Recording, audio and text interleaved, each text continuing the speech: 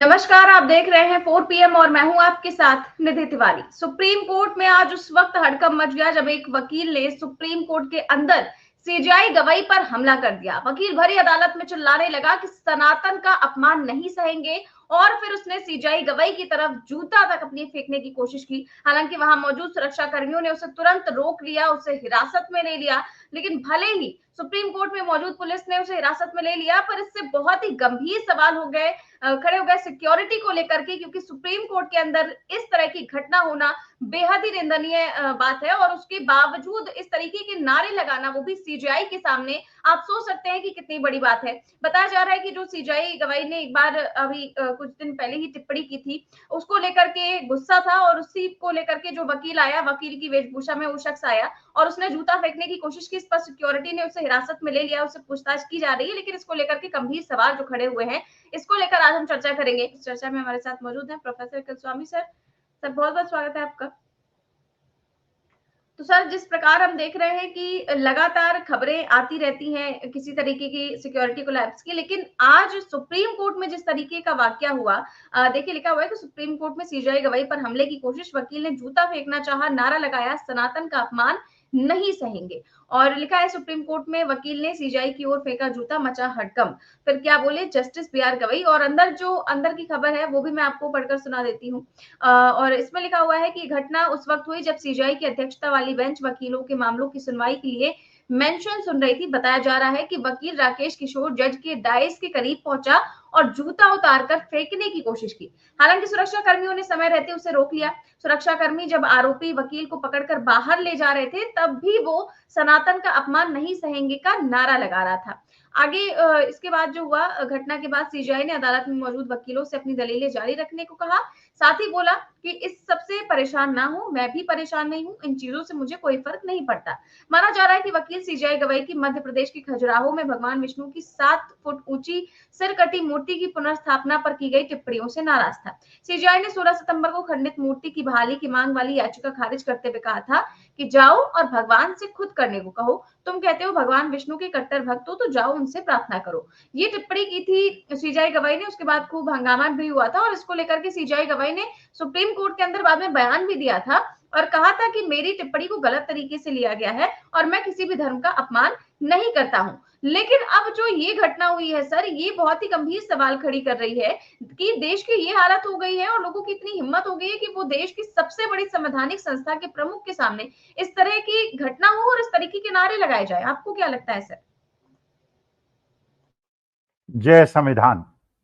देखिए निधि, हम लोग बहुत दिनों से ये खतरा महसूस कर रहे थे और बता रहे थे कि जो समाज के अंदर जहर घोल दिया गया है और बहा दिया गया है, अब इसको रोक पाना मोदी जी के लिए और अमित शाह जी के लिए भी संभव नहीं है। देखिए, सनातन धर्म के नाम पर, देखिए अगर आप गवाही साहब को इस तरह से अपशब्द कह रहे हैं और उन पे अटैक करने की कोशिश कर रहे हैं, तो रामकृष्ण परमहंस के बारे में आप क्या कहेंगे? भाई, रामकृष्ण परमहंस ने भी तो बिल्कुल यही बात कही थी, उन्होंने भी तो यही कहा था कि, लेकिन चलिए उस विवाद में नहीं पड़ते। असली मुद्दा ये सनातन है क्या? एक तरफ कहते हैं कि सनातन जो है वो समावेशी है, सनातन जो है सबको समेट के चलता है। मैं मूर्ति पूजक हूं, लेकिन अगर कोई व्यक्ति अंबेडकर साहब को मानता है और वो मूर्तिपूरा का विरोधी है, या वो पेरियार को मानता है, या वो नारायण गुरु को मानता है, या वो आर्य समाजी है, मूर्ति पूजा नहीं करता, भाई आर्य समाज की स्थापना क्यों हुई? आर्य समाज ने हवन की व्यवस्था क्यों की? उन्होंने कहा मूर्ति पूजा नहीं करेंगे, हमारे लिए तो अग्नि जो है वही भगवान है, वही देवता है। तो इसका मतलब यह है कि अलग अलग प्रकार के मतों को मानने वाले, इसका मतलब आप दलितों को भी सनातनी नहीं मानते, आप पेरियार को मानने वालों को भी सनातनी नहीं मानते, बाकियों को आप छोड़ दीजिए, आप जैनियों को क्या मानेंगे, आप बौद्धों को क्या मानेंगे, आप सिखों को क्या मानेंगे, आप मुसलमानों को क्या मानेंगे? तो अगर ये जो वकील साहब ने जो ये किया, अगर इनकी परिभाषा समझा जाए, भाई देखिए, जो हम लोगों के विचारों से सहमत नहीं है, जो मूर्ति पूजा से सहमत नहीं है, भाई मूर्ति पूजा करना है करिए, नहीं करना है मत कीजिए। और ये बात देखिए, इसमें कहीं कोई दो राय नहीं कि आज के तारीख में पूरे विश्व की स्थिति क्या है निधि। चीन ने एक ऐसी मशीन बनाई है कि अगर आप हॉस्पिटल जाएं तो आपको डॉक्टर की भी आवश्यकता नहीं। आप जाइए, वहां जाके कांटेक्ट कीजिए, मशीन अपने आप आपके सारे टेस्ट कर लेगी, डायग्नोसिस कर देगी और आपको प्रिस्क्रिप्शन दे देगी। ये तो हो रहा है डेवलपमेंट, ये तो हो रहा है 25वीं सेंचुरी में चलने की कवायद। रूस के अंदर वो ऐसी वैक्सीन बना रहे हैं जिससे कैंसर खत्म हो जाए, वो ऐसे ऐसे सैटेलाइट्स बना रहे हैं, ऐसे ऐसे फाइटर प्लेन्स बना रहे हैं जो कि अमेरिका की तुलना में भी उनसे ज्यादा शक्तिशाली हैं, वो रडार्स बना रहे हैं। और आप जो है देखिए, जिसको भगवान को मानना है वो माने, जिसे अल्लाह को मानना है माने, जिसे गुरु ग्रंथ साहब को मानना है माने, जिसे जीसस क्राइस्ट को मानना है माने, ये तो कोएग्जिस्टेंस का मामला है। लेकिन अगर आपके अंदर दुस्साहस इतना ज्यादा बढ़ गया है कि आप देश की न्याय व्यवस्था, तो यही जो कहा गया था इलेक्शन के पहले कि 400 सीटें आ जाएं तो हम संविधान बदल देंगे। भाई संविधान के अंदर सभी का अपने धर्म, अपने इष्टों का, आप आदिवासियों की भावनाओं का क्या करेंगे? उनके तो इष्ट बिल्कुल अलग है, उनकी पूजा पद्धति बिल्कुल अलग है। साउथ के अंदर जो विवाह व्यवस्था है और जो उनकी पूजा व्यवस्था है वो हमारे नॉर्थ से अलग है। हर प्रदेश के अंदर अलग अलग ईश्वर है, कहीं गणेश जी को माना जाता है, कहीं दुर्गा माता को जी को माना जाता है, कहीं कृष्ण को माना जाता है, कहीं भगवान श्री राम को माना जाता है। तो ये जो है कि मेरी ही भावना आपको माननी पड़ेगी, मेरी ही बात आपको माननी पड़ेगी। भाई देखिए, सनातन का मतलब वो है जो कि अनादिकाल से चला आ रहा है, लेकिन सनातन धर्म की सारी अच्छाइयों को खत्म करके उसको बुराइयों में परिवर्तित करने का जो कार्यक्रम 11 साल के अंदर चला है, और सनातन को इतना संकुचित कर दिया, इतना सीमित कर दिया है पूरे विश्व के अंदर। अब ये सोचिए, कभी आपसे वो कहते हैं, आप विदेश चले जाइए, कभी आपसे कहते हैं, आप वहां चले जाइए इंडोनेशिया, इंडोनेशिया के अंदर 98% आबादी जो है मुसलमानों की है, 2% हिंदुओं की है। कितने मंदिर हैं वहां पर? हजारों मंदिर हैं। आप थाईलैंड चले जाइए, वहां आपको भगवान श्री राम के मंदिर मिल जाएंगे, वहां पे आपको भारतीय इष्टों के मंदिर मिल जाएंगे। आपने देखा, जैसे मोदी जी कहते हैं कि साहब हमने सऊदी और यूएई में अपने मंदिर बनवा दिए, श्री राम का मंदिर बनवा दिया, ये तो उनकी सहिष्णुता है, ये उनकी सहिष्णुता है। एक ऐसा देश है, मुस्लिम देश है, जहां पे पोर्क खाना पाप माना जाता है, जैसे हम लोगों को गौ मांस खाना पाप माना जाता है। लेकिन उन्होंने कहा क्योंकि हमारे यहाँ टूरिस्ट आते हैं, विदेशी टूरिस्ट आते हैं, इसलिए उनकी चीजों का ध्यान रखते हुए हमको पोर्क परोसना पड़ेगा। उन्होंने परोसा। तो यहां पे अगर आप इतने ज्यादा संकुचित हो जाएंगे और चाहेंगे कि आपकी ही मान्यता सब लोग मानने लगे, तो आप अलग थलग पड़ जाएंगे, जैसे आज के तारीख में आप पड़ गए। पूरा विश्व के अंदर कोई देश, रूस ने जो उन्हें इंजन दे रहा था पाकिस्तान को, भारत ने उसमें आपत्ति की थी कि ये इंजन जो है ये आप पाकिस्तान को सप्लाई ना करें। उन्होंने कहा नहीं, हम तो सप्लाई करेंगे। वो रूस जो 70 साल से हमारा दोस्त है, अमेरिका आपके खिलाफ रोज नई नई कार्रवाई कर रहा है। अब डुअल जो वहां पे सिटीजनशिप है उस पर भी उसने नियम बदल दिए हैं।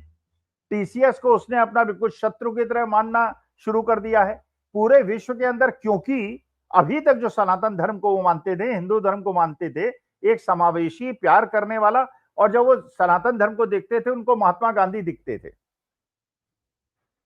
जो कहते थे कि ईश्वर अल्लाह सबको नाम, सबको सद्बुद्धि दे भगवान, सदमति दे भगवान। ये जो एक रूप दिखाया, जो स्वामी विवेकानंद ने दिखाया था, आज के तारीख में इतना ज्यादा संकुचित कर देना, क्या ऐसा? निधि बताओ, चलो मैं नहीं जानता, मुझे भी कहीं क्रिटिसाइज करने लगे, मुझे भी गाली वाली देने लगे।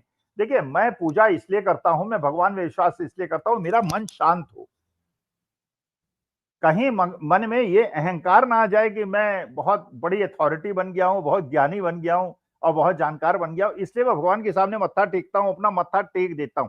मुझे पता है, देखिए ये बात मुझे भी पता है, ये जो भी जिस धर्म को मान रहा है, जिस इष्ट को मान रहा है, उसको भी पता है।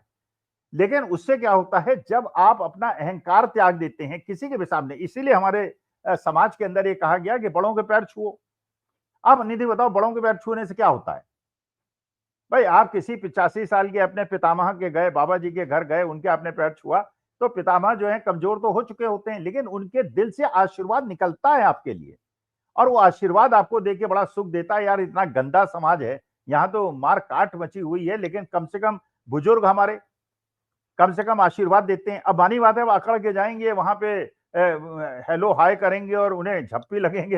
अब मानी बात है कि हमारे पुरानी जनरेशन के लोग जो हैं वो झप्पी पे लगना तो पसंद नहीं करते। उन्हें तो लगता है या तो प्रणाम करो या चरण स्पर्श करो। ये मेरी मान्यता है। मैं नहीं कह रहा कि जो चरण स्पर्श नहीं करते हैं, प्रणाम नहीं करते हैं, उनसे मैं कोई श्रेष्ठ हूँ। लेकिन इसके अंदर हर जगह ये है, आदाब आप करेंगे। आप अगर किसी भी उसका नाम लेंगे, अपने ईश का नाम लेंगे और अगला उसका जवाब देगा, आपको खुशी होगी। लेकिन इसका मतलब ये थोड़ी है कि आप अपना एकाधिकार कायम करें और अपना डिक्टेटरशिप लगाएं, और वो भी डिक्टेटरशिप उस आदमी से लगा रहे हैं जिसके ऊपर संविधान की रक्षा का भार है। एनार्की है। अब यही बात अगर कोई विदेश में जाके कह दे, लेकिन इससे अब बताइए पूरे विदेश के लोग जो देखेंगे इसको, इस घटना को देखेंगे, चीफ जस्टिस ऑफ इंडिया के ऊपर एक वकील साहब की इतनी ज्यादा हिम्मत हो गई कि इसके लिए आक्रमण करने के लिए तैयार हो गए, सनातन का अपमान। तो क्या आप मानते हैं जस्टिस गवाई, और जस्टिस गवाई साहब की माता जी, मैं तो बिल्कुल सहमत हूं, मुझे कितनी आलोचना हो जाए मैं बिल्कुल सहमत हूं।